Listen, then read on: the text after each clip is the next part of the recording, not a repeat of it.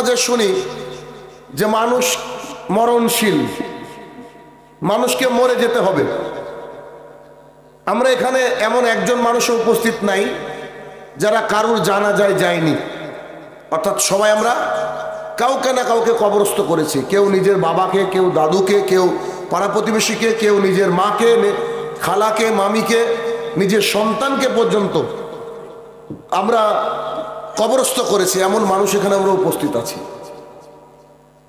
আমরা প্রতিদিন এই মৃত্যুকে জানি, বুঝি, তারপরেও কেন জানি জীবনের স্রোত আমাদের দুনিয়ার স্রোতের দিকে চলতে থাকে, যদিচ বিপরীত দিকে চলা উচিত ছিল। কেননা কবরের মধ্যে যাওয়ার পরে আমরা যদি চাই একটা সেজদা করব আল্লাহর দরবারে, এটা কি সম্ভব? সম্ভব নয়। কেন সম্ভব নয়? কারণ এখান থেকে চলে যাওয়ার পর আর দ্বিতীয় কোনো রাস্তা থাকে না। মানুষ হাজারো বার চাইবে রিটার্ন আসতে দুনিয়াতে, একটু আল্লাহ তাআলার জিকির করব, একটু হালাল খেয়ে আসবো, একটু নিজের স্ত্রীকে পর্দা করাবো। মানুষ যতই চায় না কেন, they can return on earth, তারা পৃথিবীতে রিটার্ন আসতে পারবে না। এটাই নিয়ম, এটাই কালের পরীক্ষা। আমরা বরাবর জেনে আসি, তবুও আমরা যেন কেমন হয়ে যাই, আমরা যেন কেমন হয়ে যাই। কেননা এই প্রোগ্রামের আয়োজন কি প্রত্যেক দিন হয়? প্রত্যেক দিন হয়? বছরে হয়তো একবার মানুষ করে এলাকায়। তো একবার করে মানে একটা দিন তো অন্তত দিন জানার দরকার মানুষের। আপনি আপনার সন্তানকে ডেকে আনেন, আপনি আপনার বাবাকে ডেকে আনেন, মাকে ডেকে আনেন, আমি ইসলামের বেসিক প্রশ্ন করব, ও কেন ওর 14 গোষ্ঠী অ্যান্সার দিতে পারবে না? খুব কি ভুল বললাম কথাটা? আপনার ছেলেকে ডেকে এখন বলেন তো, আপনার দাদুকে ডেকে বলেন যে পানি খাবো, কটা নিয়ম আছে, ও পারবে না। এই হচ্ছে পরিস্থিতি। আপনি ওকে ডাকেন, ডেকে বলেন যে আমরা টাকনুর উপরে কেন কাপড় পরি, ওকে জিজ্ঞাসা করেন, ও জানে না। ওকে জিজ্ঞাসা করেন 70 বছর ধরে সূরা ফাতিহা তেলাওয়াত করছে, ও জানে ফাতিহা সূরা সালাত হয় না, সূরা ফাতিহার মানে কি ও জানে না। আয়াতুল কুরসি এর অর্থ সে জানে না। দরুদ ইব্রাহিম ও তো জানে না, জানে ওর বাপও জানতো না, কিন্তু মানুষ এগুলো জানার চেষ্টা করে না। কবরে গিয়ে আপনাকে জিজ্ঞাসা করবে না যে আপনার বাড়ির জমি কতটুকু ছিল, দাগ খতিয়ান বলেন। কবরে জিজ্ঞাসা করবে আল্লাহ তাআলা সম্পর্কে, কবরে জিজ্ঞাসা করবে মুহাম্মদ সাল্লাল্লাহু আলাইহি সাল্লাম সম্পর্কে, কবরে জিজ্ঞাসা করা হবে আপনার অ্যাক্টিভিটি সম্পর্কে, আপনার আমার অ্যাক্টিভিটি সম্পর্কে। তাহলে আমাদেরকে কোরআন এবং সুন্নাহ জানতে হবে এবং সঠিকভাবে জানতে হবে, এটা আমাদের দায়িত্ব এবং কর্তব্য। এই জন্য মানুষ এই আয়োজনগুলো করে থাকে। আল্লাহ সুবহানাহু ওয়া তাআলা কোরআনুল কারীম নাজিল করেছে। আমাদের সামনে যে কোরআন আছে তাতে আমরা 114টা সূরা পাই। 3 নম্বর সূরার 102 নম্বর আয়াত আল্লাহ সুবহানাহু ওয়া তাআলা বলেন, ইয়া আইয়ুহাল্লাযীনা আমানু, হে ঈমানদারগণ। আল্লাহ সুবহানাহু ওয়া তাআলা যখন কোনো মেসেজ দেন তখন ঈমানদারদেরকে ডাক দেন। গোটা পৃথিবীর যে যেখানে অবস্থিত, সে আমাজনের জঙ্গলে হোক, অথবা বহরমপুরের টিকটিকি পাড়ায় হোক, অথবা সৌদি আরবের বুকে হোক, অথবা কুয়েত, কাতার, বাহরাইনে হোক, যারা ঈমানদার তাদেরকে আল্লাহ সুবহানাহু ওয়া তাআলা ডাক দিয়ে বলছেন, ইয়া আইয়ুহাল্লাযীনা আমানু, ও ঈমানদারগণ তোমরা শোনো, হাক্কা তুকাতিহি, তোমরা আল্লাহ তাআলাকে ভয় করো। যার উপরে আজকে আমার কথা, আল্লাহ সুবহানাহু ওয়া তাআলাকে ভয় করো। আল্লাহ তাআলাকে ভয়টা এমন জিনিস, এইটা যদি আল্লাহ তাআলার সৃষ্ট শ্রেষ্ঠ সেরা জীব মানুষ এদের মধ্যে থাকতো, তো আল্লাহর জমিনে সিসিটিভি আবিষ্কার হতো না। বুঝতে পারেননি? আল্লাহর জমিনে কেউ কোনো ফাঁকি দিতে পারতো না কোনো কর্মস্থলে গিয়ে। আল্লাহর জমিনে কেউ কাউকে অবিশ্বাস করতে পারতো না। প্রায় সমস্ত আপনার দিকটা জড়ো হয়ে আসে এই আল্লাহ ভীতির উপরে। দেখেন, একজন বান্দা যদি আল্লাহকে ভয় করে তাহলে ফজরে ঘুমিয়ে থাকতে পারবে না। একজন বান্দা যদি আল্লাহ তাআলাকে ভয় করে তাহলে সে হারাম ইনকাম করতে পারবে না। একজন মহিলা, একজন মা যদি আল্লাহ সুবহানাহু ওয়া তাআলাকে ভয় করেন তাহলে বোরখা ছাড়া বাড়ির থেকে বেরোতে পারবে না। একজন স্টুডেন্ট, ছাত্র যদি আল্লাহ তাআলাকে ভয় করে তাহলে সে নকল নিয়ে গিয়ে তার মানে টিচারের চোখকে ফাঁকি দিয়ে লিখতে পারে না। একজন ক্যাশিয়ার হোক, সে মসজিদের হোক, মাদ্রাসার হোক, অথবা কোনো প্রতিষ্ঠানের হোক, সে টাকাকে ছয় লাভ করতে পারে না যদি তার মধ্যে আল্লাহ ভীতি থেকে থাকে। একজন ম্যানেজার, তাকে এমপ্লয়ি করা হয়েছে, এমপ্লয়মেন্ট দেওয়া হয়েছে, 1 লাখ টাকা তার বেতন, সে ঘুমিয়ে ঘুমিয়ে বেতন নিতে পারে না। আজকে বর্তমানে প্রাইমারির যে অবস্থা, তাতে অনেক শিক্ষকের বেতন ঠিক না, এমনি এমনি এরা বেতন নেয় সরকারের কাছ থেকে। এরা যদি আল্লাহ ভীতি এদের অন্তরে থাকতো, তাহলে স্কুল ছেড়ে পালিয়ে এসে এই বহরমপুর রেল স্টেশনে গিয়ে ভিক্ষা করে খেত, নাহলে কলা বিক্রি করত। এরকম বহু মানুষ আছে। আপনার বাড়িতে আপনি দেখেছেন যে একটু কলাইয়ের জমি আছে, আমার একটু আপনাকে নিড়ানি দিতে হবে। যতক্ষণ মালিক আছে ততক্ষণ ভালো কাজ, যতক্ষণ মালিক নাই ততক্ষণ আর কাজ নাই, ওর মধ্যে আল্লাহ ভীতি নাই। ঠিক তেমনি পৃথিবীর বুকে সবচেয়ে যত মিস্ত্রি ইত্যাদি আছে, তাদের মধ্যে সবচেয়ে নোংরা ক্যাটাগরির আমি মনে করি রাজমিস্ত্রি। এরা মনে করে নিজেকে ফেরেশতা এক একটা। যে কোনো রাজমিস্ত্রিকে বাড়িতে ডাকবেন, ডেকে বলবেন যে ভাই আমার বাড়িতে একটা কাজ করতে হবে, ও দেখা মাত্র বলবে কে ঘর করেছে। মানে যেই বিল্ডিং আপনি মক্কাতে নিয়ে গেছে দাঁড় করান, তো বলবো যে এই ডিজাইনটা ভুল ছিল। দেখেছেন এরকম? তাদেরকে একটু টাইট দিবেন, তারা কাজ করবে না। ছেড়ে দিবেন, কাজ করবে না। খেতে খারাপ দিবেন, কাজ করবে না। বিড়ি দিবেন না, এ বাড়িতে কাজই করা যাবে না। আমার বাড়িতে কিছুদিন আগের ঘটনা, আমি নাই, আমার স্ত্রী বলছে বিড়ি তো দেওয়া যাবে না, তো সে বাড়িতে কাজই করবো না। তো আমার স্ত্রী বলছে আপনি কাল থেকে আসবেন না। তা আমাকে ফোন করলো, আমরা পুরো সেট টিম বাদ অন্য একটা গ্রুপকে ঢুকে কাজ করে নিয়েছি। যে এত বড় সাহস যে বাড়িতে কাজ করবো, বলছে বিড়ি খাবে, ও বিরিয়ানি খাক প্রতিদিন, আমাকে দেওয়ার জন্য প্রস্তুত, কিন্তু ও বলছে বিড়ি, ওর জন্য বিড়ি লাগবে। তাহলে কি এসব মানুষের কি আল্লাহ ভীতি আছে? বলেন, এদের কিন্তু আল্লাহ ভীতি নেই। আল্লাহ ভীতি একটা মহান জিনিস। আল্লাহ সুবহানাহু ওয়া তাআলা বলেন, হে ঈমানদারগণ, তোমরা আল্লাহ তাআলাকে ভয় করো, হাক্কা তুকাতিহি। কেমন করে ভয় করো? ভয় করার মধ্যে যেন কোনো নাটক না থাকে। নাটক কি? রিয়াল যে ফেয়ার, ভেতর থেকে ভয়। যেই লোকটা বয়স হয়ে গেছে, ফজরের সময় তার লেপ কম্বলটা ছাড়তে হাত পা থরথর করে কেঁপে উঠেছে, এদিকে টাঙ্কের পানি মনে হয় যে দার্জিলিং এ আছি, ওই পানি দিয়ে অজু করার পর থরথর করে কাঁপছে, হাতে একটা লাঠি নিয়ে মসজিদে গিয়ে সালাত আদায় করছে। এই লোক নাটক করে ভয় করে না, এর হচ্ছে প্রকৃত ভয় তার অন্তরে আছে। কিন্তু জুমার দিনে যত মানুষ যায়, যারা অন্যান্য ওয়াক্তে যায় না, শুধু শুকুর আলী, এই শুকুর আলীরা একজনও আল্লাহ তাআলাকে ভয় করে না। ওরা ভয় করে কাকে? সমাজকে। ওরা ইমামকে ভয় করে, যে ইমাম সাহেব যদি দেখে যে জুম্মাতেও যায় না, তাহলে কি বলবে আমাকে? এর মধ্যে ভয় নাই। এই জন্য আল্লাহ তাআলা বলেন হাক্কা তুকাতিহি, যদি ভয় করতে হয় আমাকে ভয় করো। তোমরা কেমন করে ভয় করো? ভয় করার মতো ভয় করো, ভয় করার মতো ভয় করো। সালাত আদায় করছেন আপনি, আমি সালাত আদায় করছি, সালাতের সময় একজন ব্যক্তি ঢুকলো, তাকে দেখা মাত্র আমার সালাতের গতিটা আরো ধীর মন্থর হয়ে গেল, সুন্দর হয়ে গেল রুকু এবং সাজদা, তাহলে বুঝে নিতে হবে আমি ওর গোলামি করছি, আমি ওকে ভয় করছি, আমি আল্লাহ তাআলাকে ভয় করি না। মুসনাদে আমাদের একটা হাদিস রয়েছে, রাসূলুল্লাহ সাল্লাল্লাহু আলাইহি ওয়াসাল্লাম বলেছেন, মান সাল্লা ইউরাই ফাকাদ আশরাকা। কোনো ব্যক্তি যদি সালাত আদায় করে কাউকে দেখানোর জন্য, সে ব্যক্তি শিরক করলো। আশ্চর্য কথা, সালাতের মাধ্যমে জান্নাতে যাওয়া যায়? সালাত না থাকলে একজন মানুষ মুসলমান থাকে না। অথচ আল্লাহ রাসূল বলছেন, যে ব্যক্তি সালাত আদায় করলো অপরকে দেখানোর জন্য, এ ব্যক্তি শিরক করলো। দেখবেন অনেক মানুষ, বেশিরভাগ মানুষই ফজরে উপস্থিত হয় না, কিন্তু তারা উপস্থিত কোথায় হয়? জুমাতে উপস্থিত হয়। জুমাতে তো উপস্থিত হয়, এক শ্রেণী মানুষকে দেখবেন ও জুমাতেও যায় না, এমন মানুষ আছে, কিন্তু ওই ব্যক্তি আবার জানাজায় উপস্থিত হয়। একজন মানুষ যদি সারা জীবন জানাজা না পড়ে, তার মহল্লার লোক পড়ে, তাহলে এই ব্যক্তির পাপ হবে না। এমন মানুষকে আপনি দেখতে পাবেন যে 3:30-র সময় জানাজার সালাত কোথায় হবে? মসজিদ প্রাঙ্গণে। এমন মানুষকে আপনি খেয়াল করে দেখবেন, মসজিদের ভেতরে 3টের সময় আসরের ওয়াক্ত, মানে সালাত জামাত চলছে, অনেক মানুষকে দেখবেন টুপি পরে, সাদা পাঞ্জাবি পরে, একবারে ফেরেশতা সেজে বাইরে দাঁড়িয়ে আছে। জিজ্ঞাসা করবেন কেন?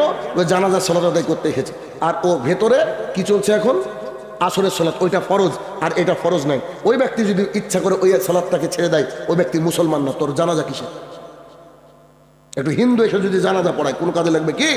তো ও তো ওইরকম। তাহলে এই ব্যক্তি প্রকৃত আল্লাহ সুবহানাহু ওয়া তাআলাকে ভয় করে না। দেখবেন অনেক মহিলা আছে বর্তমান সময়ে, বাবা, ভাই, চাচা, এলাকার মানুষের ভয়ে বোরখা পরে, কিন্তু বিয়ে বাড়ি আর কলেজে যাওয়ার পর বোরখা খুলে ফেলে। সুন্দর গহনা সুন্দর শাড়িটা মানুষকে দেখায়, এই ব্যক্তি এই মহিলার মধ্যে কোনো ভয় নাই। স্বামী যতক্ষণ বাড়িতে আছে ততক্ষণ ভালো কিছু দেখছে টিভিতে, ততক্ষণ হাম নাত ইত্যাদি শুনছে, কোরআন তেলাওয়াত শুনছে। স্বামী যেই চলে গেছে আবার টিভি সিরিয়াল শুরু, এই মহিলার ভয় নাই, এই মহিলার ভয় নাই। তাহলে আল্লাহ সুবহানাহু ওয়া তাআলা বলছে যে ভয় তোমরা করো, আমার সাথে নাটক করে কাজ নেই। আল্লাহর সাথে নাটক করে কাজ আছে? আল্লাহ তো অন্তরের মালিক, তিনি তো জানেন আমাদের অন্তরে কি বলছে, তিনি তো জানেন যে আমাদের অন্তরে কি বলছে। হাক্কা তুকাতিহি, তোমরা ভয় করো, ভয় করার মতো ভয় করো। ওয়ালা তামুতুন্না, তোমরা মৃত্যুবরণ করো না, তোমরা মারা যাও না, ইল্লা ওয়া আনতুম মুসলিমুন, মুসলমান না হয়। তার মানে মুসলমান হওয়া লাগবে, তারপরে যে আল্লাহ তাআলার কাছে কিছু একটা পাওয়া যাবে। আবু হুরায়রা রাদিয়াল্লাহু তাআলা আনহু বলেন, রাসূল সাল্লাল্লাহু আলাইহি সাল্লাম বলেছেন, কিয়ামতের কঠিন সময়ে, এক মিনিট, কিয়ামতের কঠিন সময় মানে আমি যদি একটা হাদিস দিয়ে আপনাকে আলোচনা করি, সারা রাত আলোচনা করে শেষ করা যাবে, যে কোনো একটা হাদিস। যদি হাদিসের প্রত্যেকটা অংশে এত বেশি শিক্ষা, শুরুতেই আমি যাইনি সামনে, আল্লাহ রাসূল সাল্লাল্লাহু আলাইহি ওয়াসাল্লাম বলেছে কিয়ামতের কঠিন দিনে, কঠিন দিন কাকে বলে?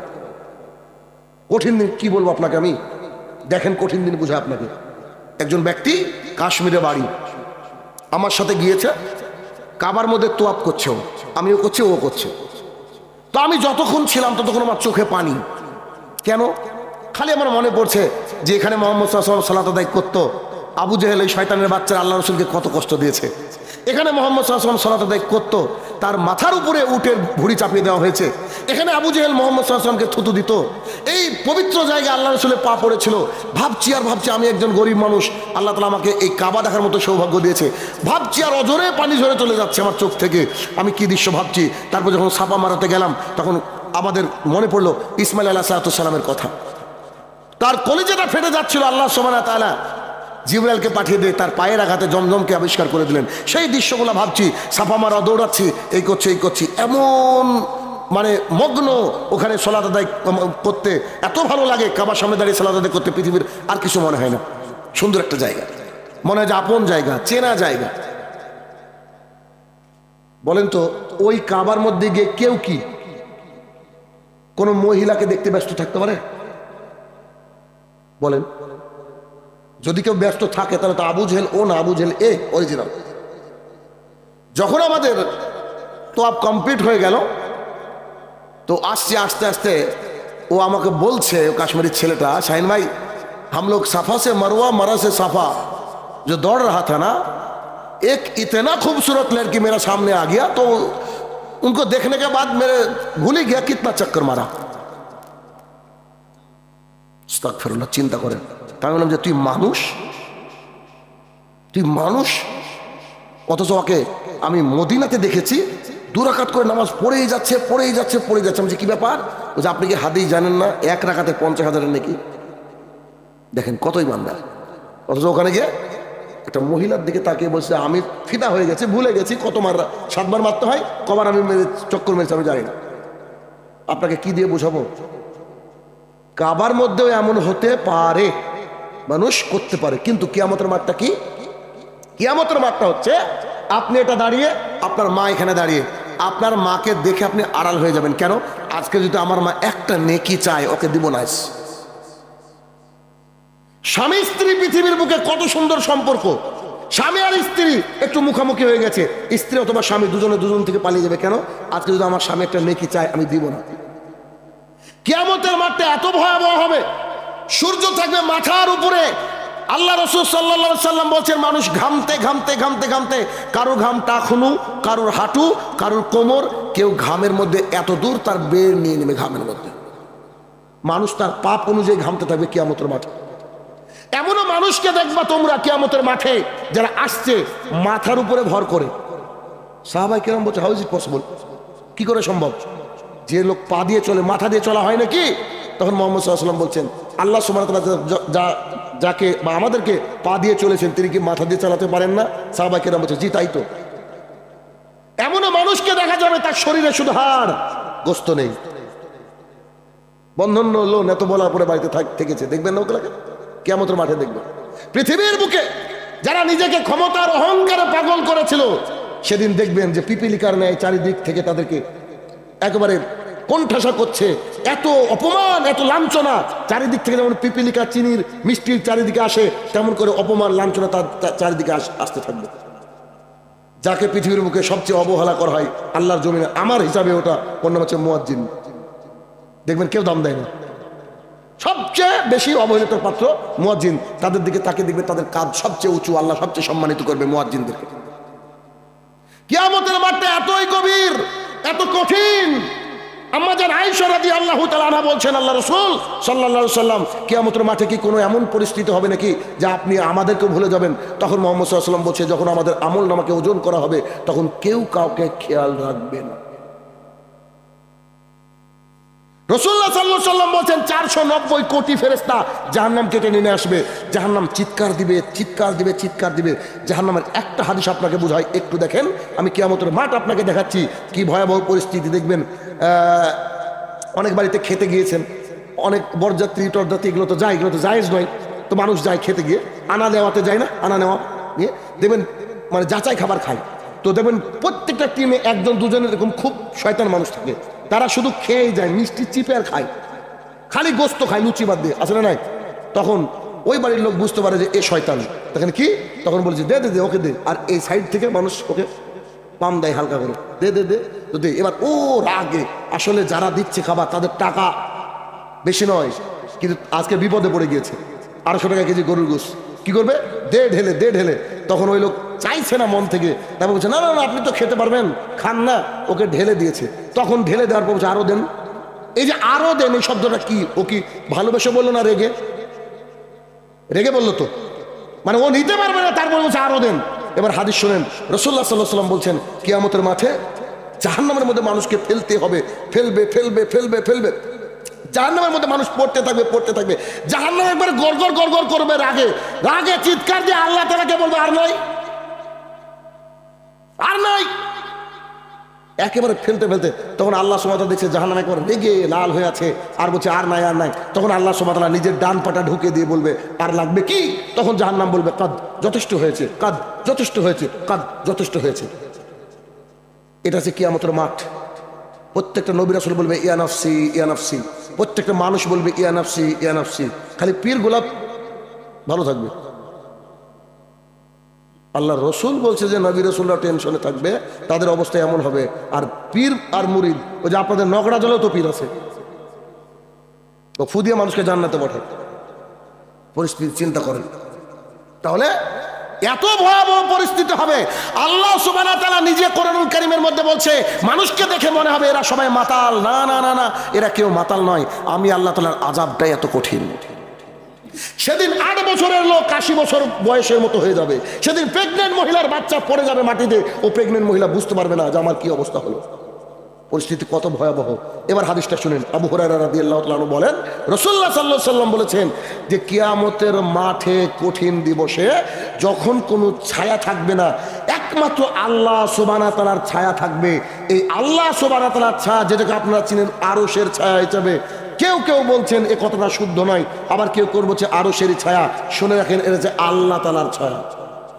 আল্লাহ সুবহানাহু ওয়া তাআলা যে ছায়া থাকবে কিয়ামতের মাঠে, আল্লাহ তাআলা সেই 7 শ্রেণীর মানুষকে তার ছায়ার তলে ডাক দিবেন, এবং সেই দিন ছায়ার মানুষের খুব দরকার হবে। মানুষের কলিজাটা ফেটে যাবে, এত তৃষ্ণিত হবে, এত ক্ষুধার্ত হবে, এত ভেতরে এত কষ্ট হবে। এক ঢোক যদি পানি পেতাম তাহলে আজকে আমার জীবনটা সার্থক হয়ে যেত, কিন্তু একটা ঢোক পানি মিলবে না। সেদিন পরিস্থিতি এত খারাপ হবে, এত কঠিন হবে। রাসূল সাল্লাল্লাহু আলাইহি ওয়াসাল্লাম বলছেন যে সেই দিন আল্লাহ সুবহানাহু ওয়া তাআলা ডেকে ডেকে 7 শ্রেণী মানুষকে মানে ওই আল্লাহ ছায়া তলে দিবেন। তার 1 নম্বর শ্রেণী হচ্ছে ইমামুন আদেল, ন্যায় পরায়ণ নেতা। আপনাকে যদি বলি 110 জন নেতার নাম আপনি অনায়াসে বলে দিতে পারবেন, পারবেন না? কিন্তু 100 জনের উপরে নেতাকে আপনি চিনেন। আপনাকে আমার সময় দেয়া হলো কিয়ামত পর্যন্ত একজন নেতাকে বের করেন যে ন্যায় পরায়ণ। মানুষের বাড়ি উড়ে গেছে, বাড়ির টিন তো তাদেরই উড়ে যাদের টিনের বাড়ি। ছাদ উড়ে নাকি, কি বলেন? টিনের বাড়ি তাদেরই উড়েছে। দেওয়ালটা ভেঙে গিয়েছে কাদের? পাকা বাড়িওয়ালাদের নয়, যাদের বাড়িটা কাঁচা ছিল। তাদের জন্য আমফানের টাকা আসে, তা পঞ্চায়েত প্রধান আর মেম্বার মিলে খায়। বলেন এরা মানুষ? একটা বাথরুম দিয়েছে, একটা ঘর রেখেছে আবাস যোজনার, যত টাকা আসে অত টাকা কেউ আজ পর্যন্ত পাইনি। হাত তুলে বলুক আমি পেয়েছি। কিছু টাকা এই রাঘব গোয়ালদেরকে দিতে হয়। আইসিডিএস এর কর্মী যারা আছেন তারা কান খুলে শুনে রাখেন, আপনারা শুনে রাখেন, এদের বাড়িতে কারোর বাড়িতে মুরগি নাই, ডিমের অভাব নাই। ডিম আসে কোথা থেকে? পৃথিবীর বুকটা কত কঠিন। নেতা, ন্যায়পরায়ণ নেতা, এটা খুব কঠিন একটা ব্যাপার। ন্যায়পরায়ণ নেতা পৃথিবীতে এখন পর্যন্ত আছে কিনা জানি না, তবে থাকতে পারে, ইল্লা মাশা আল্লাহ, কেউ কেউ থাকতে পারে, আল্লাহ তাআলাই ভালো জানে। তবে ন্যায়পরায়ণ নেতা যে হক বিচার করে, সে কি করে? সে আল্লাহ তাআলার ছায়া তলে থাকবে। এবার আপনি যখন বিচার চাইতে গিয়েছে, আপনাকে জিজ্ঞাসা করে আপনি কোন পার্টি করেন, বলা হয় না? আপনি যদি তাদের ক্ষমতার পার্টি করেন, আপনি খুন করেও ঘুরে বেড়াবেন, কোনো অসুবিধা নেই। আর আপনার জমিতে যদি কলাইয়ের জমিতে একটু ছাগল লাগে, ছাগলটাকে মারলে আপনার জেল হবে। কত মানুষ যে জেলে আছে, নিরীহ অসহায় মানুষ, তারা হচ্ছে মাজলুম। আল্লাহ সুবহানাহু ওয়া তাআলা মুহাম্মদ সাল্লাল্লাহু আলাইহি ওয়াসাল্লামকে দিয়ে আমাদেরকে জানিয়েছেন, যারা মাজলুম তাদের দোয়ার সাথে আর থাকে না, সরাসরি আল্লাহ কবুল করে। কত মাজলুম আছে। ন্যায়পরায়ণ নেতা, নেতা মানে সিপিএম, কংগ্রেস, তৃণমূল, বিজেপি ভাবেন না। নেতা মানে আপনার যিনি ইমাম তিনি আপনার নেতা, আপনার যিনি পঞ্চায়েত প্রধান তিনি আপনার নেতা, আপনার যিনি গ্রাম্য মেম্বার তিনি আপনার নেতা, আপনার যিনি হেড মাদ্রাসার হেড শিক্ষক তিনি আপনার নেতা, আপনার যে সমাজের পরিচালক তিনি আপনার নেতা। অতএব প্রত্যেকটা নেতাকে আল্লাহ তাআলার কাছে জবাবদিহি করতে হবে। শুধু মসজিদের উন্নতিকল্পে জলসা করে মসজিদকে বড় করবেন, মসজিদে ফজরে যদি লোক না থাকে, মসজিদের ইট উল্টো সাক্ষী দেবে আপনাকে জাহান্নামে ঢোকানোর জন্য। মানুষের ইমানের উন্নতিকল্প করতে হবে, আপনাকে মানুষের ইমানটাকে দেখতে হবে, মানুষকে ডাকতে হবে, ডেকে বলতে হবে আপনাকে সালাত আদায় করতে হবে, নইলে এই মসজিদ থেকে আপনার নাম কাটা। যদি না করতে পারেন তাহলে সমাজে কোনোদিন নামাজি বাড়বে না, অসম্ভব। যদি নামাজি বাড়তো, প্রত্যেক জুমায় যদি একজন করে বাড়তো, তাহলে কি এই মসজিদে হতো কি এরকম গ্রামের সময় একটা মসজিদ লাগতো। অতএব ইমামুন আদেল, ন্যায়পরায়ণ নেতা কিয়ামতের মাঠে আল্লাহ তাআলার ছায়া তলে থাকবে। দুই, যেই যুবক আল্লাহ সুবহানাহু ওয়া তাআলার ইবাদতে বড় হয়েছে, যে যুবক আল্লাহ সুবহানাহু ওয়া তাআলার ইবাদতে বড় হয়েছে, সেই যুবক কিয়ামতের মাঠে আল্লাহ সুবহানাহু ওয়া তাআলার ছায়ার তলে সমাসীন থাকবে। এই জন্য আপনাকে বলি, আপনি তো উঠবেন, আপনার কলিজার টুকরা সত্য সন্তানকে নিয়ে ফজরে যেতে হবে। কয়েকদিন আগে আমার ছেলে এসেছে বহরমপুরে, আমি ছিলাম মেবি মালদায়।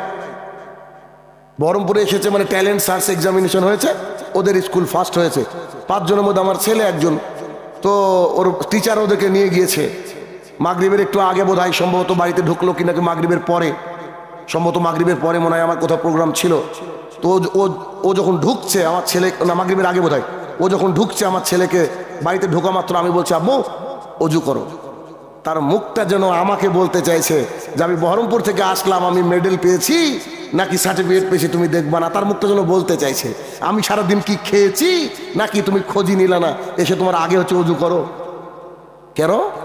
কারণ আমি আমার ছেলে আমার কাছে একটা জিনিস চাইলে আমি 1 ডজন কিনে দিই, এত ভালোবাসি তাকে। তো সেই ছেলে সালাত ঠিকঠাক আদায় না করলে তাকে জাহান্নামে যেতে হবে। এই জন্য আমি বাবা হিসাবে আমার কর্তব্য দায়িত্ব যে তাকে ফজরের সালাত আদায় করতে হবে। ফজর তো আদায় করবে, সব ওয়াক্তের আদায় করবে, স্কুলে থাকলেও সালাত আদায় করে, তবে ফজরের সালাত আদায় করতেও বাধ্য। কেন? ফজরে যে ব্যক্তি যায় না, ও ব্যক্তি যদি বলে যে আমি ইমানদার, আমি বিশ্বাস করি না, আমি আমার বিশ্বাস করি না। হাদিস কোরআন না জানি না, কিন্তু এটা আমার মতামত। আমি মনে করি যে ব্যক্তির ফজর নাই, এ ব্যক্তি কি করে মুসলমান হয় এটা হিসাবে ধরে না। অথচ অধিকাংশ মানুষই ফজরে যায় না। যাই, যে লোকটা আজকে 20,000 টাকা দান করলো, ওকেও আজকে ফজরে পাবেন না। গুনে নিয়ে দেখবেন, আসেন যে আমাকে ফোন করেন, আসে না। ভেবেছে দান করে আমি জান্নাতে যাবো, মামুর বাড়ি আবদান নাকি? তাহলে তো কোটিপতির আগে জান্নাতে যেত। আল্লাহ রাসূল উল্টো বললো, যার টাকা নাই সে আগে জান্নাতে। কতদিন আগে? বড় লোকের চেয়ে 500 বছর আগে। এত দরকার কি টাকার দুনিয়াতে? তো লিখে রাখেন, ওইদিকে লিখেন। আর ফেরেশতা লিখে ফেলেছে, টেনশন নেই, আপনারা লিখে রাখেন, কেউ লিখে রাখেন। তো কিয়ামতের মাঠ খুব কঠিন একটা মাঠ, সেইখানে ছায়া পাচ্ছে কে? ছোটবেলা থেকে ইবাদত করে যে ছেলেটা বড় হয়েছে। তাহলে এখন আমাদের দায়িত্ব, এখন যদি আমাদের এই সভাপতি সাহেব, উনি বহু পুরনো আমার মানুষ, পরিচিত মানুষ, ইনি যদি মনে করেন যে আমি আবার আল্লাহর কাছে সময় নিয়ে ছোট হব, পারবেন? আমি যদি মনে করি এখন আমি 10 বছর হব, পারবো? কিন্তু আমি যদি চাই আমার সন্তানকে, উনি যদি চান ওনার নাতি নাতনিকে এখন থেকে গড়তে পারেন কি পারেন না? এই জন্য যারা মা এবং ভাই বোনেরা আছেন তাদেরকে উদ্দেশ্য করে বলছি, আপনার সন্তানের যখন 8 বছর হয়ে যাবে, 7 বছর পার হলো, সঙ্গে সঙ্গে আপনি আপনার ছেলেকে নিয়ে ফজরে যাওয়া শুরু করেন। এর চেয়ে কত শান্তি আছে দুনিয়ায়, কোথাও শান্তি নাই যে বাবা আর ছেলে একসাথে ফজরে গিয়ে নামাজ পড়ছে। এর চেয়ে শান্তি কিছু আছে কি? এর চেয়ে শান্তি কিছু নাই। তাহলে কি, যে ব্যক্তি একেবারে ছোট থেকে ইবাদতে বড় হয়েছে সেই ব্যক্তিকে আল্লাহ সুবহানাহু ওয়া তাআলা তার বিশেষ ছায়াতলে ডাক দিবেন।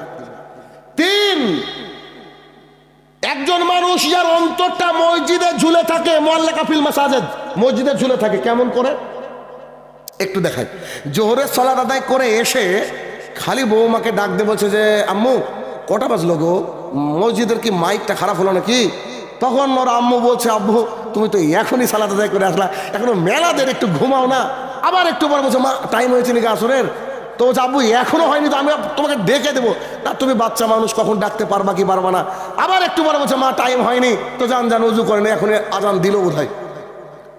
যার অন্তরটা এরকম করে, একটা সালাত আদায় করার পর আরেকটা সালাত আদায়ের চেষ্টা যখন থাকে, তার ভেতরে থাকে মসজিদে, অন্তরটা কোথায় পড়ে থাকে? মসজিদে। এই ব্যক্তি আল্লাহ সুবহানাহু ওয়া তাআলার বিশেষ ছায়াতলে সমাসীন হবে। আচ্ছা, এটা করতে টাকা লাগে? এমন কিছু লাগে কি? এমন কিচ্ছু লাগে না, একটু সুস্থ শরীর থাকলেই যথেষ্ট। দেখেন আপনার আমার সাথে কিচ্ছু যাবে না, এই সালাত, সিয়াম, হজ, যাকাত এগুলো ছাড়া। সাদের স্ত্রীও, আপনি আমি যদি এখন মারা যাই, ওকে যদি একা বলা হয় তুমি তোমার স্বামীর পাশে বসে থাকো, তুমি লাশ দেখলে আমার ভয় লাগে। এখনই শাহিনুর রহমান বলছিল, এখন বলছে লাশ দেখলে ভয় লাগে। আপনার যে কলিজার টুকরা ছেলেকে আপনি 42 লাখ টাকা খরচ করে ডাক্তার বানিয়েছেন, তাকে খালি বলেন যে আমরা সবাই মাটি দিয়ে, তোমার বাবাকে মাটি দিয়ে কবরস্থ করে চলে যাচ্ছি, রাত্রি 8টা বাজছে, তুমি রাত্রি 11টার দিকে চলে আসো। থাকবে ও? টাকা গোরস্থানে কেউ থাকবে? নিজের মা, নিজের বাবা কেউ থাকবে না। মানুষ মারা গেলেই তাকে, তার নাম আর থাকে না, বলছে লাশ, মরা। এত সুন্দর একটা নাম।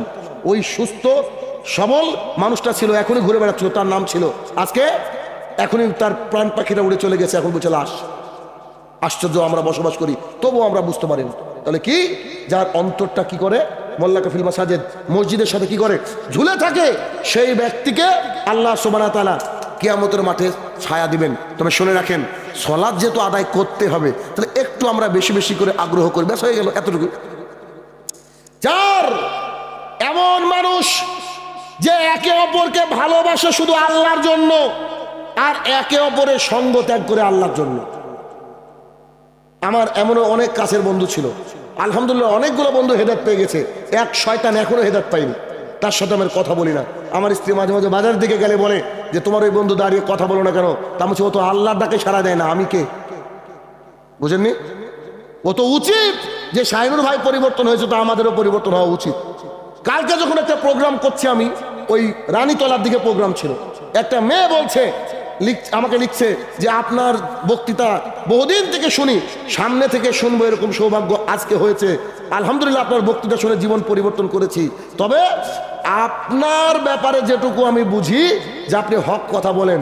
আপনি যেদিন আজকে যদি বক্তৃতার মধ্যে একটা হাদিস মুহাম্মদ সাল্লাল্লাহু আলাইহি ওয়াসাল্লামের বলে চালিয়ে দেন, ওটা আল্লাহ রাসূলের না, তারপর তখন থেকে আপনাকে ঘৃণা করবো। আমি বললাম যে মাশাআল্লাহ, এই হচ্ছে বাপের বিটি। কথা বুঝেননি? যে আপনার আমার সাথে ভালোবাসা কতক্ষণ থাকবে? ভালোবাসা ততক্ষণ থাকবে যখন শরীয়তটা ঠিক আছে। আপনি আগামীকালকে গিয়ে মাজার পূজা করেছেন, আপনাকে আমি আর চিনি না। তাহলে একে অপরের প্রতি ভালোবাসা হবে। দেখেন, ভালোবাসতে কিন্তু টাকা লাগে না। আপনি আমাকে ভালোবাসবেন, শাহিনুর রহমানকে আমি ভালোবাসি, এই ভালোবাসাটা যদি থাকে আপনার আমার মধ্যে, এই ভালোবাসাটা জান্নাতে নিয়ে যাবে। তাহলে যারা আলেম ওলেমা রয়েছে, যারা ভালো মানুষ রয়েছে, যারা বক্তা রয়েছে, তাদের সাথে ভালোবাসা রাখা উচিত। ফ্রিতে জান্নাত ভাই, ফ্রিতে আল্লাহ তাআলার মানে কি ছায়াতলে সমাসীন। আচ্ছা, আল্লাহ যাদেরকে স্পেশাল ছায়াতলে ডাকবে, তাদেরকে কি আল্লাহ জাহান্নাম দিবে? আপনার মনে হয়? আল্লাহ তো গফুরুর রাহিম, সেই সেন্সে বললাম হয়তো সে ব্যক্তি জান্নাতে যাবে। 5, যে ব্যক্তি কোনো কিছু দান করলো ডান হাত দিয়ে, তার বাম হাত বুঝতে পারলো না, এই ব্যক্তির জন্য আল্লাহ সুবহানাহু ওয়া তাআলার বিশেষ ছায়া। কিন্তু মানুষ ঠিক উল্টো, আরে আমি যে দান করলাম আমার নামটা মাইকে বললই না, ঠিক না? কত বোকা মানুষ। তুমি পকেটে যা আছে টাকাটা এভাবে ঢুকে চুপ করে রেখে দেন, যদি কমিটি বলে কি নামে লিখবারে রাখেন তো নাম, আমি আমার আল্লাহ তাআলার জন্য ভালোবাসি মসজিদকে, তাই আমি দিয়ে দিলাম। এই জন্য আপনাদেরকে আরেকটা তরিকা শিখিয়ে দিই, যে তরিকা মাঝে মাঝে আমি করি। কেমন? ডান হাত দিল বাম হাত জানতে পারলো না, আমরা তো অত বড় মানুষ না, আমরা এটুকু তো করতে পারি যে আমাদের মানি ব্যাগে কিছু খুচরো টাকা একদিকে রাখা থাকে, 5 টাকা 10 টাকা 20 টাকা 50 টাকা থাকে কিনা, আর 500 টাকার নোটগুলো কি করি আমরা সাইডে রাখি। তা আমরা এই হাদিসের উপর আমল করে তো এটাও তো করতে পারি।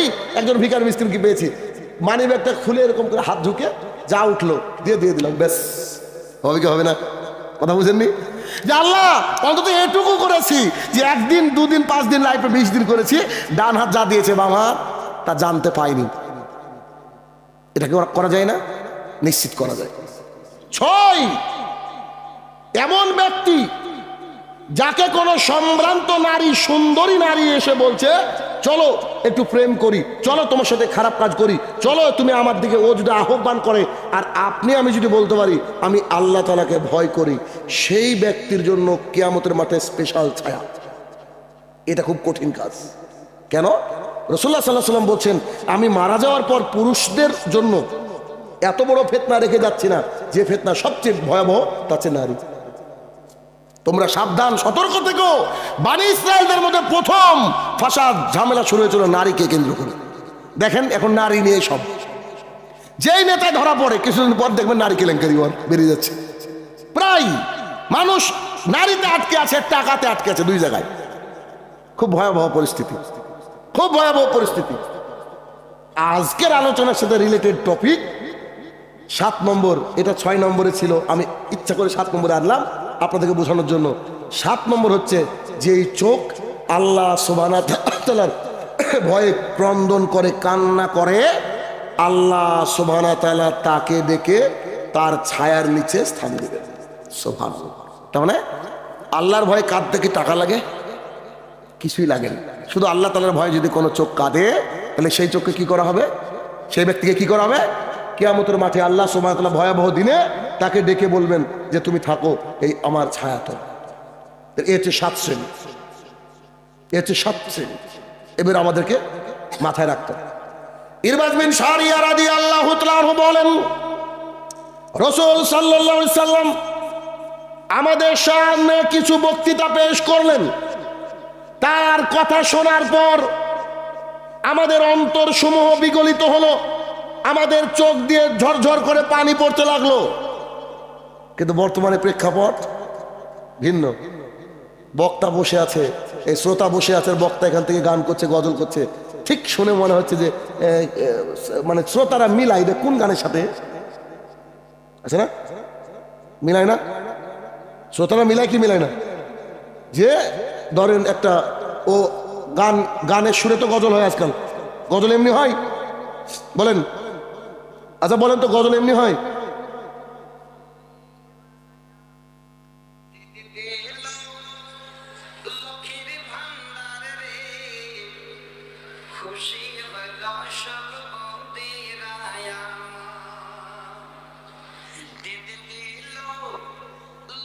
বুঝতে পেরেছেন?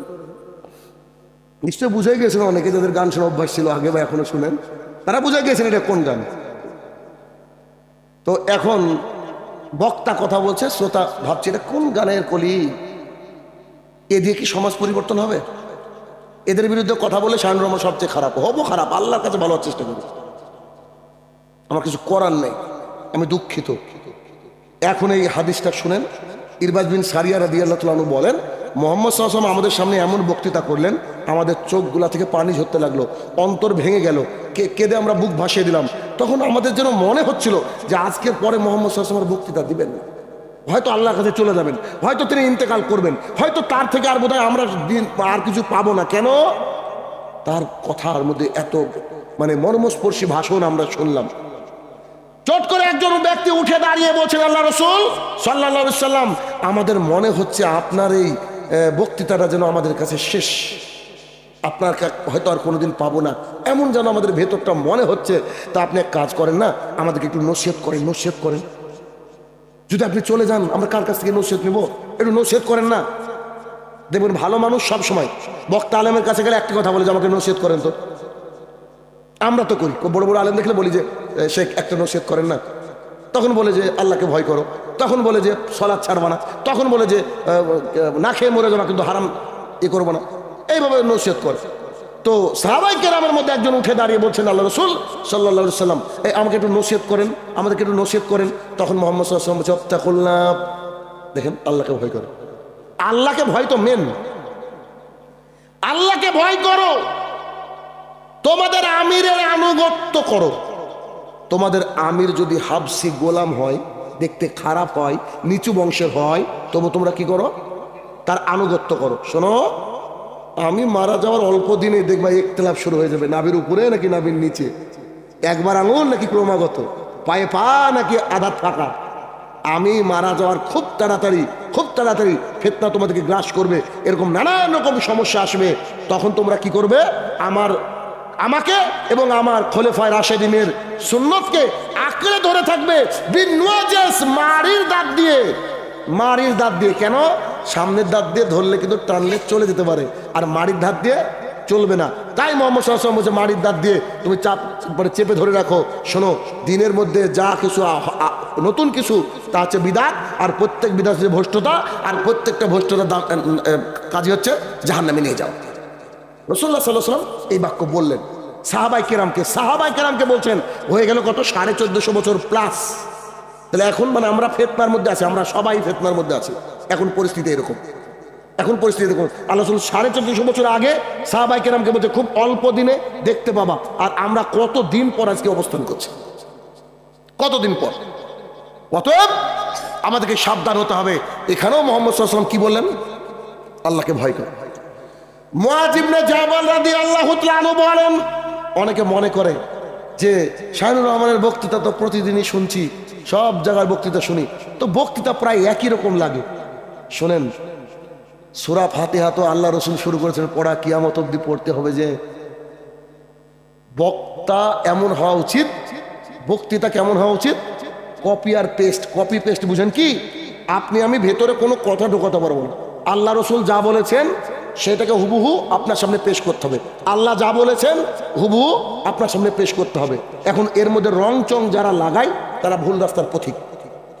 উদাহরণ কিছু দিতে পারেন মানুষকে বোঝানোর জন্য, আল্লাহ রাসূল যেমন বলেছেন এরা দিতে পারেন, এরা ভিন্ন কথা। তবে কোনো রং চং লাগানো চলবে না, সরাসরি হুবহু ওই আল্লাহ রাসূলের কথা আপনাকে পেশ করতে হবে। আর আমি যতটুকু এই ফিল্ডে আজকে 12 বছর আছি, 24 সাল মানে 12 সাল থেকে আছি, এই 12 বছরে আমি যতটুকু দেখতে পেয়েছি, বুঝতে পেরেছি, আলহামদুলিল্লাহ কোরআন এবং হাদিসই একমাত্র মাধ্যম যে মানুষের অন্তর পরিবর্তন। গজল যদি সারা জীবন গান, একটা গজলের ফলে কেউ পরিবর্তন হবে না, একদম গ্যারান্টি থাকে না। আমি বলছি না আপনি গজল গান না গান, বড় আলেমের কাছে ফতোয়া নেন, আমি ওটা বলছি না। তা আমি বলছি যে মানুষের হেদায়েতের মাধ্যমে কোরআন এবং সুন্নাহ। কেন? মুহাম্মদ সাল্লাল্লাহু আলাইহি ওয়াসাল্লামকে মানুষ মারতে এসেও তার কাছে কালেমা পড়েছে। কেন? তিনি চরিত্র দিয়ে দাওয়াত দিতেন। কেমন চরিত্র? আমি যদি দাড়ি ছাটি আর আপনাকে বলি ভাই দাড়ি কিন্তু পুরো ছেড়ে দিতে হবে, এই দাওয়াত কাজে লাগবে না। কথা বুঝেননি? দাড়ি যদি আপনি পূর্ণাঙ্গ রেখে দেন, সুন্দর করে দেন, দেখবেন আপনার চেহারার মধ্যে নূর চমকাবে। আপনাকে দেখে মানুষ বলবে এ লোকটা যা বলবে বোধহয় ভালোই বলবে, এর মধ্যে কল্যাণ আছে। আর কিছু মানুষকে দেখলে মনে হয় যে ওকে মারি ধরে, হয় না? কিছু মানুষের মুখটা এমন, দেখলে বুঝতে পারবেন যে ওর মধ্যে শয়তান থাকে। মুআয ইবনে জাবাল রাদিয়াল্লাহু তাআলা আনহু বলেন, মুহাম্মদ সাল্লাল্লাহু আলাইহি সাল্লাম আমাকে ইয়ামিনে পাঠাচ্ছিলেন। তিনি আমার নিচে ছিলেন, আমি সওয়ারির উপরে ছিলাম। সওয়ারি কি ছিল? উট অথবা ঘোড়া, জানি না হাদিসে আসেন। উট অথবা ঘোড়ার উপরে চড়েছিলাম, আমাকে পাঠাচ্ছে, আর আমি উপরে আছি, আর মুহাম্মদ সাল্লাল্লাহু আলাইহি ওয়াসাল্লাম লাগামটা ধরে গল্প করতে আসছে। যেমন অতিথি যখন বাড়িতে আসে তখন কি করে, বিদায় দেওয়ার সময় মানুষ যাইতো, তখন মুহাম্মদ সাল্লাল্লাহু আলাইহি ওয়াসাল্লাম বলছে, মুআয ইবনে জাবাল, জি আল্লাহ রাসূল সাল্লাল্লাহু আলাইহি ওয়াসাল্লাম বলেন। তো বলছে শোনো, ওই যে আমার মনে হয় না যে তোমার সাথে আমার আর দেখা হবে। আচ্ছা বলেন তো, পৃথিবীর কোন মানুষ আল্লাহ রসুল সাল্লাল্লাহু আলাইহি ওয়াসাল্লাম যদি এই বাক্য বলে তোমার সাথে বোধহয় আমার আর দেখা হবে না, এই বাক্য বলে, তো পৃথিবীর কোন ইমানদার কি চোখে পানি না নিয়ে থাকতে পারে? কথা কি বুঝতে পারলেন আমার?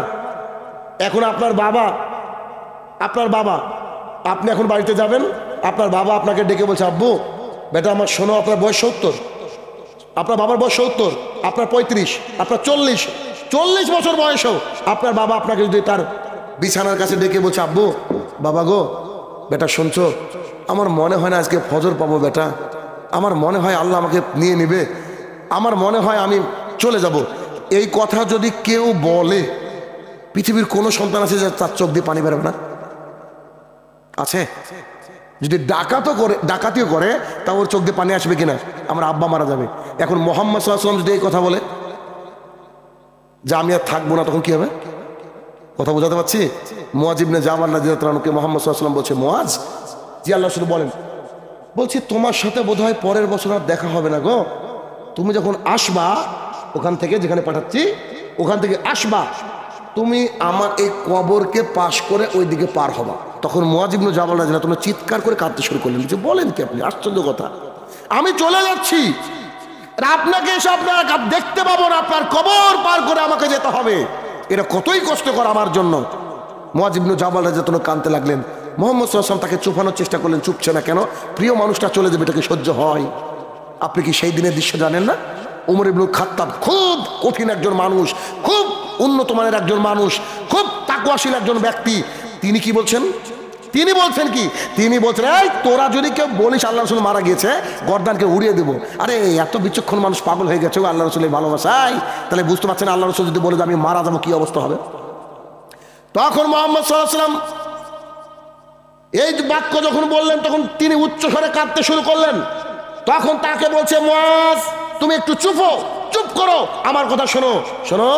পৃথিবীতে যে যেখানে থাকুক না কেন, যার অন্তরে আল্লাহ ভীতি আছে সেই ব্যক্তি আমার আত্মীয়, আমার রিলেটিভ। নগরা জল টিকটিকি পাড়ার মানুষও আল্লাহ রাসূলের কাছের মানুষ হতে পারে যদি তার মধ্যে কি থাকে? আল্লাহর ভয় থাকে। তুমি যেখানেই থাকো না কেন, তুমি আল্লাহ তাআলাকে ভয় করো, তুমি আল্লাহ তাআলাকে ভয় করো, তুমি আল্লাহ তাআলাকে ভয় করো। এই বাক্যটা মুহাম্মদ সাল্লাল্লাহু আলাইহি ওয়াসাল্লাম তাকে বলে দিলেন। আয়েশা রাদিয়াল্লাহু তাআলা আনহা বলেন, আমরা রাসূলুল্লাহ সাল্লাল্লাহু আলাইহি ওয়াসাল্লামের সমস্ত স্ত্রীগণ আমার ঘরে বসা ছিলাম, রাসূল সাল্লাল্লাহু আলাইহি ওয়াসাল্লাম আমাদের মাঝে উপস্থিত ছিল। ঠিক এমতো অবস্থায় মুহাম্মদ সাল্লাল্লাহু আলাইহি ওয়াসাল্লামের মেয়ে ফাতিমা রাদিয়াল্লাহু তাআলা আনহা আসলেন। তিনার হাঁটা দেখে মনে হচ্ছিল যে আল্লাহ রসুল হাঁটছেন। দেখবেন বাবা মেয়েকে ফলো করে, এটা সিস্টেম, ছেলে বাবাকে ফলো করে, মাকে ফলো করে, মানে যেমন করে হাঁটার চেষ্টা করে এও করে। তো তিনার চাল চলন, তিনার হাঁটা চলা দেখে মনে হচ্ছে মুহাম্মদ সাল্লাল্লাহু আলাইহি ওয়াসাল্লাম হাঁটছেন। তিনি তাকে দেখে তাকে স্বাগত জানিয়ে বামে অথবা ডানে বসালেন। হাদিসে বাক্যটা এভাবে আছে, আমি বলতে পারবো না যে ডানে বসালেন।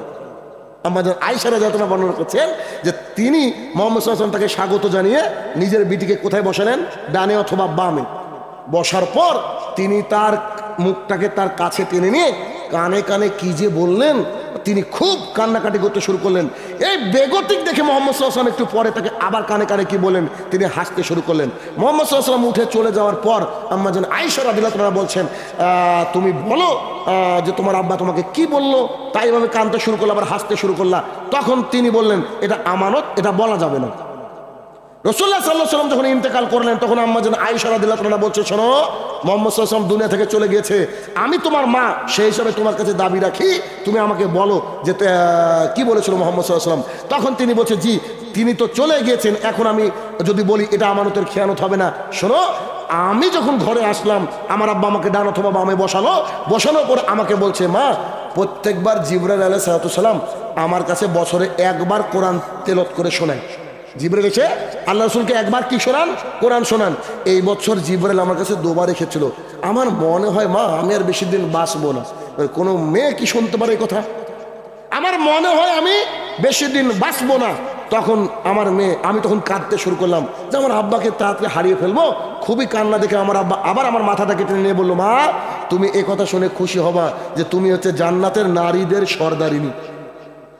তখন আমি হাসতে শুরু করলাম। তখন আর কিছু তো মাঝে একটা বাক্য বাদ গেল। তখন আমার আব্বা আমাকে বলেছে, অত্তাকুল্লাহ, আল্লাহকে ভয় করো, তুমি আল্লাহকে ভয় করো। আল্লাহ ভীতি যদি করো মানুষের অন্তরে জাগরিত হয়, তাহলে একটা মানুষ পৃথিবীর সমস্ত কাজ একেবারে বেছে বেছে বেছে বেছে করবে। যেটা হারাম সেটাকে বাদ দেবে, যেটা হালাল সেই রাস্তায় চলবে, সে রাস্তায় চলবে। আবু হুরায়রা রাদিয়াল্লাহু তাআলা আনহু বলেন, রাসূল সাল্লাল্লাহু আলাইহি সাল্লামকে জিজ্ঞাসা করা হলো আল্লাহর কাছে সবচেয়ে ভালো ব্যক্তিকে। তখন মুহাম্মদ সাল্লাল্লাহু আলাইহি ওয়াসাল্লাম বলছেন, যার তাকওয়া যত বেশি, যার আল্লাহ ভীতি যত বেশি, সেই ব্যক্তি আল্লাহ তাআলার কাছে অত প্রিয়। সুবহানাল্লাহ। আল্লাহ রাসূল বলেননি যে সাহাবীরা প্রিয়, আল্লাহ রাসূল বলেননি আমার বংশের মানুষ প্রিয়। আল্লাহ রাসূল সাল্লাল্লাহু আলাইহি ওয়াসাল্লাম কি বলছেন, যার অন্তরে যত বেশি তাকওয়া, যার অন্তরে যত বেশি ভয়, সেই ব্যক্তি আল্লাহর কাছে তত প্রিয়। আবু হুরায়রা রাদিয়াল্লাহু তাআলা আনহু বলেন, রাসূল সাল্লাল্লাহু আলাইহি সাল্লাম বলেছেন, আবু হুরায়রা সবচেয়ে বেশি হাদিস বর্ণনা করেছেন। তিনি বলেন, রাসূলুল্লাহ সাল্লাল্লাহু আলাইহি সাল্লাম বলেছেন, গাভীর ওলান বাট থেকে দুধ বের করে ঢোকানো যত কষ্টকর, ওই ব্যক্তি, যে ব্যক্তি আল্লাহ তাআলার ভয়ে কাঁদে, আল্লাহ তাআলার ভয়ে দু চোখের পানি ফেলে দেয়, দু চোখের পানি ছেড়ে কাঁদে, সেই ব্যক্তিকে জাহান্নামে ঢোকানো অতই কষ্টকর। কি দিয়ে বুঝাবো? তাই তো আপনাদেরকে বলি, শীতকাল হচ্ছে মুমিনদের বসন্তকাল। আজকের দিনে আজান হচ্ছে 4:50, ঠিক না? আজান এখন একটু বেশি সময়, তো 4:30 4:50 এরকম সময়, 4:50-এর আশপাশে আজান। যদি মনে করেন যে 4টেতে অ্যালার্ম দিব, উঠতে অসুবিধা হবে, উঠতে অসুবিধা হবে। আমরা বেশি রাত পর্যন্ত জালসা করি না, আমি করি না এই কথা বলি, মানুষ বুঝে না কেন। আপনার ফজর কাজা হলে আমি কেন আল্লাহর কাছে দায়ী হব ভাই? ফজরটা আছে মেন জরুরি। তো যাই হোক, সেটা কি 4টের সময় যদি ঘড়িতে অ্যালার্মটা দিয়ে দেন, 10 মিনিট বাথরুমে চলে গেল, আরো 30 মিনিট যদি সময় আপনার থাকে, 2 রাকাত সালাত আদায় করেন, তাহাজ্জুদ মাত্র 2 রাকাত, তারপরে 1 রাকাত বিতির জুড়ে দেন।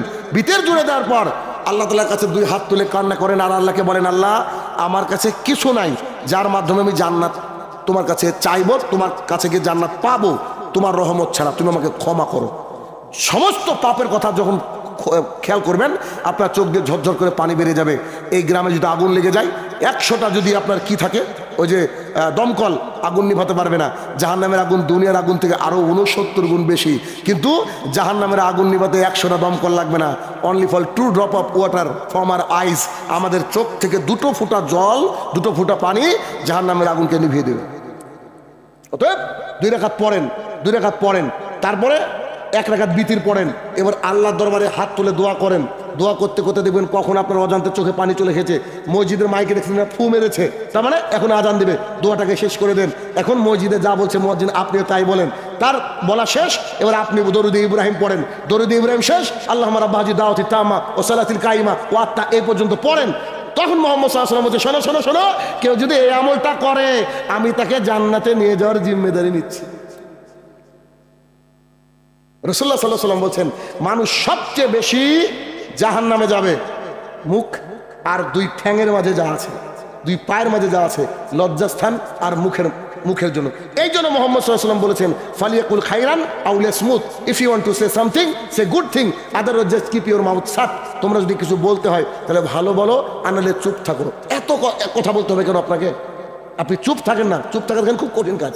অনেক মানুষ চুপ থাকতে পারে না, এই বলতে থাকে, সে সোশ্যাল মিডিয়া হোক, সামনে হোক, আর যাই হোক, আন্দাজে কথা বলে। আর এই আন্দাজে কথা বলার আবিষ্কার বোধহয় হয়েছে চায়ের দোকান থেকে। দেখবেন ওখানে যে মানুষগুলো বসে থেকে সব পিএইচডি হোল্ডার, কি উচ্চমানের শিক্ষিত, আরে দাড়ি টুপি নিয়ে সিনেমা দেখছে বসে চায়ের দোকানে। আর ওই হারাম খরচ চায়ের দোকানে টিভি ঢুকেছে, ওই দিন যেদিন থেকে টিভি ঢুকেছে ওই দিন থেকে ওর হারাম ইনকাম, ও তো জানে না। আরে চা বেচে মানুষ কোটিপতি হয় এখন বর্তমানে। একজন তো চা বেচে বিল গেটসের সাথে দেখা করে মাইক্রোসফটের নাকি ব্র্যান্ড অ্যাম্বাসেডর হয়েছে, ডলি। তো চা বেচে ইনকাম করা যায়, আসলে ইনকাম করা যায়, কিন্তু যেদিন ওই টিভিটা ঢুকেছে, ও টিভিটা ঢোকালে কেন ওর ইনকাম হারাম হয়ে যাবে? ও তো হারাম দেখাচ্ছে মানুষকে। 1 2 ওর মধ্যে টার্গেট এটা আছে, কি বলেন তো, টিভি না থাকলে লোক আসবে না। আউযুবিল্লাহ, লোক পাঠানোর মালিককে আল্লাহর রুজিতে বিশ্বাস নেই, ও টিভি রুজির মালিক হিসেবে ধরে রেখেছে। আস্তাগফিরুল্লাহ। অতএব শোনেন, আমাদের তাকওয়া থাকে কোথায়? আবু হুরায়রা থেকে একটা হাদিস আছে, রাসূল সাল্লাল্লাহু আলাইহি ওয়াসাল্লাম বলছে, তাকওয়া হচ্ছে এখানে, তাকওয়া হচ্ছে এখানে, তাকওয়া হচ্ছে এখানে। দাড়ি দেখা যায়, টাকনোর উপরে প্যান্ট দেখা যায়, সলাৎ সময় সময় দেখা যায়, সময় সময় দেখা যায় না, কিন্তু তাকওয়া কখনো দেখা যায় না। তাকওয়া দেখা যায় না, তাকওয়া থাকে এইখানে, তাকওয়া থাকে মানুষের অন্তরে। আর এই তাকওয়ারই আর এক নাম হচ্ছে আল্লাহ ভীতি।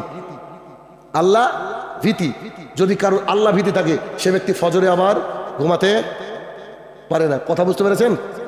কথা ক্লিয়ার হলো? আলোচনা না করি, অনেক রাত হলো।